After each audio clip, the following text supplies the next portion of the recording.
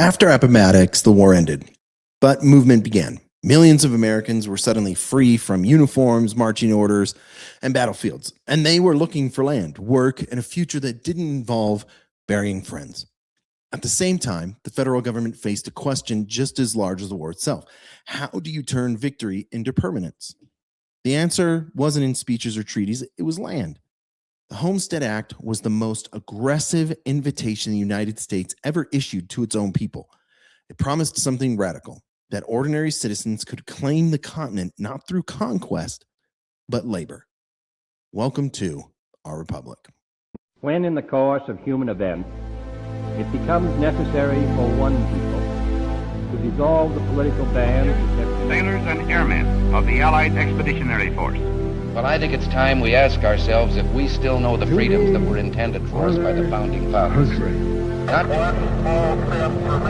those three hallowed words reverently dictate what you ought to be, what you can be, what you will be. we pledge to each other our lives, our fortunes, and our sacred honor. The Homestead Act wasn't born in peace. It was passed in 1862 while the Civil War was still raging. For decades before that, the idea had stalled in Congress. Southern states opposed it, fearing free Western land would create free states and undermine slavery and all that. Once those states ceded, the roadblock vanished. Republicans moved quickly. They believed land ownership created independence, stability, and loyalty to the Union. If citizens owned land, they had something to defend, something to pass down, and something tied them to the Republic. The law was simple in theory. Any adult citizen or intended citizen could claim 160 acres of federal land, live on it, improve it, and after 5 years, own it outright. Not aristocracy, not land elite, just work. The Homestead Act didn't draw one kind of American into the fray. It pulled veterans hardened by war, immigrants seeking opportunity, freedmen looking for independence, and families desperate to escape crowded eastern cities. For many Civil War veterans, the frontier offered something the post-war East couldn't: distance from memory. The West wasn't just land, it was a reset. No neighbors, sounds awesome, who remembered you before the war. No reminders of what you'd seen. Immigrants, especially from Europe, saw homesteading as proof that America meant what it said. Land ownership wasn't reserved for bloodlines or titles. It was open to anyone willing to endure isolation, weather, and risk. And women played a crucial role here. Homesteading isn't a solidarity or a solitary male enterprise. Families survived because women worked fields, raised children, managed households, and often held communities together. When men ended up getting killed, they were gone or dead. Settlement wasn't romantic. The land didn't cooperate. Plains that looked like fertile land turned out to be dry and unforgiving. Winters killed crops, summers killed livestock, droughts wiped out entire seasons of work. Many homesteaders failed, not because they were lazy, but because the land demanded more of them than they could give. Isolation crushed people. Neighbors might be miles away. Medical help was distant. Supplies were unreliable. And children grew up fast. Death was common, but people stayed. They stayed because ownership mattered.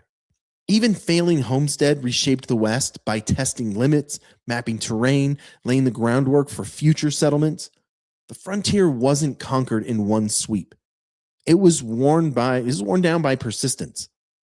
The Homestead Act wasn't just generosity, it was a strategy. Every homestead meant an American presence. Every farm meant roads, schools, churches, courts, and eventually statehood. Settlement wasn't spontaneous. It was policy driven. The federal government surveyed the land, enforced claims and resolved disputes, and backed settlements with military force when necessary. This wasn't building an empire in the European sense, it was consolidation.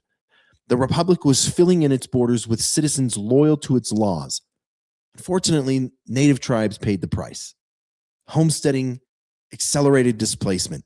Treaties collapsed under population pressure.